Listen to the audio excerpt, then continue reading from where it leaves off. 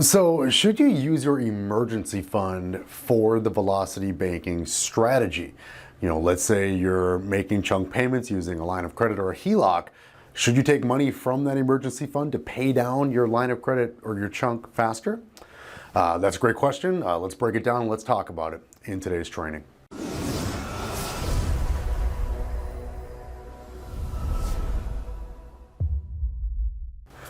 Hey everyone, it's Mike Adams, and on this channel we empower individuals to achieve freedom through improved financial literacy and business ownership.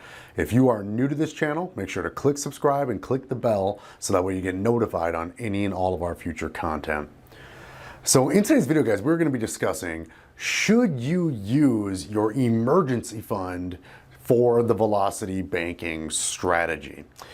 And more specifically, this question came in from one of our subscribers. So, quote, and this is from Kumar, would you recommend putting your emergency funds into the HELOC to further offset mortgage loan balance? Okay, and so Kumar, thank you for the question. And in short, okay, and just define, when we're talking about emergency fund, really, again, bear in mind, it's called that for a reason. Your emergency fund is for emergencies only. Okay, and so, is paying down your debt an emergency? For some folks, it could be certainly considered an emergency. But should you use your emergency fund to do the velocity banking strategy or pay your chunks down faster?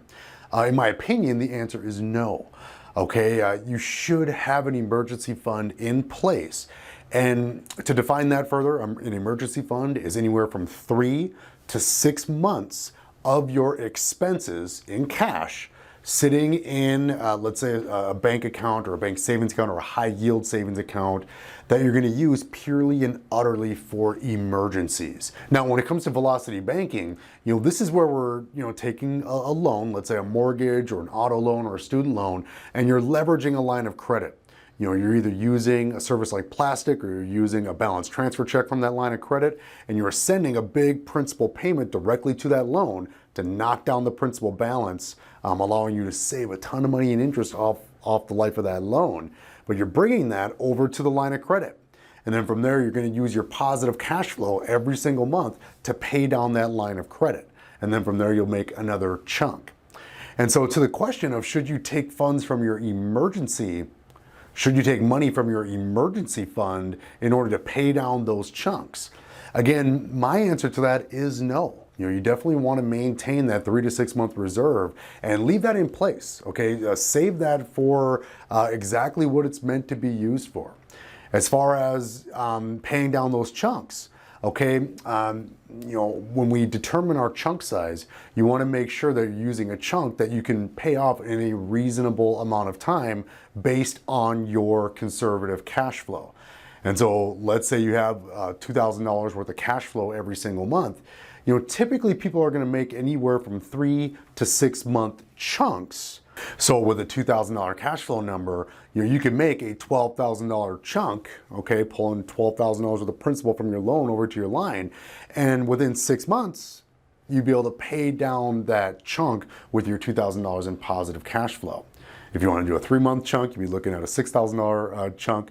If you want to do a full year chunk, if you have a large enough line of credit, you can make a $24,000 chunk, bang, and you'll save a ton of money in interest off the life of the loan. But then again, all your positive cash flow is going to go into that line and knock it down and pay it down within 12 months in that scenario. Now, should you use emergency funds? Now, again, I say no as my general answer. You really want to leave that there. However, there are situations that could arise that, that balance, you don't want to keep it there. Okay, let's say you're using a line of credit for this. Let's say you're using a balance transfer credit card that had a 0% interest promo offer. And so, you've timed your chunk to where you got 6 months left here to pay it off. You made a 6-month chunk to that line, but then you lose your job. Or like this year, we've had obviously layoffs, we've had furloughs, we've had people lose their business and lose their revenue stream. And so you definitely, if you're in a situation like that, it's like, okay, does it make sense to take some of that emergency fund to make sure this thing gets paid off so that way you don't have to pay heavy interest, leaving a big balance on the line? In situations like that, you could possibly justify taking some from the fund in order to do that, but I certainly wouldn't take all of it. At minimum, guys, I would really recommend that you have at least a 3-month emergency fund minimum. Okay, minimum. Before you really implement velocity banking, and certainly if you're in a situation and say, okay, lost the job, we need to get this thing paid down, otherwise we're going to pay a ton of money in interest over here. You could certainly justify using some of those funds in conjunction with whatever cash flow you have left to pay that down, just so that way you're not carrying a balance here that's going to charge high interest. So again, every situation is unique. Everyone's personal financial situation is definitely unique as well. And so, in general, no, like let's say there is no emergency going on, you've maintained employment, your business hasn't shut down this year or anything like that. And so everything's been fairly steady Eddie for you. In that scenario, no, I would hold on to the reserve, because again, you never know. This year is proof that anything can kind of, just come out of the blue and get you. And all of a sudden you're out of your job, or all of a sudden your business no longer has customers. And so big problems that could just come out of the blue. That's what an emergency fund is really all about, is having that little safety net in place just in case the random unexpected happens. And so, you definitely want to maintain that as much as possible.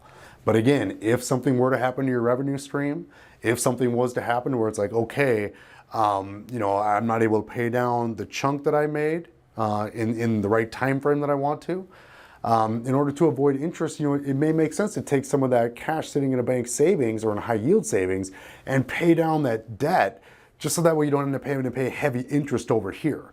We got to keep in mind, most of the time with our emergency fund, that's typically going to be sitting in a bank savings account or even a high yield, where you're only earning 1% or so on that account. And so, if you're looking at, okay, my 0% interest time is going to run out over here, now I'm looking at 14% or 15% interest on whatever balance is there, that could end up racking up a ton of interest over here. So, in some situation, it could make sense. At the same point, it may even make sense to just maintain that 6-month reserve. If you lost your job, you may want to maintain that and then just focus on making minimum payments everywhere and holding on to as much as you can.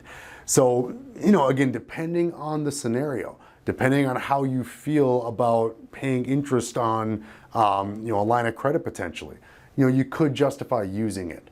But in general, guys, I would focus on maintaining that minimum of 3 to 6 month reserve, and then just simply use your positive cash flow for the velocity banking strategy. So definitely curious to hear what you guys think about this. Should you consider using your emergency fund to pay down debt or to pay down your chunks if you're doing velocity banking? Let me know in the comments. And hopefully you guys found value in this training and in this discussion. If you did, make sure to give this video a like and give it a comment below. And I will see you in the next training.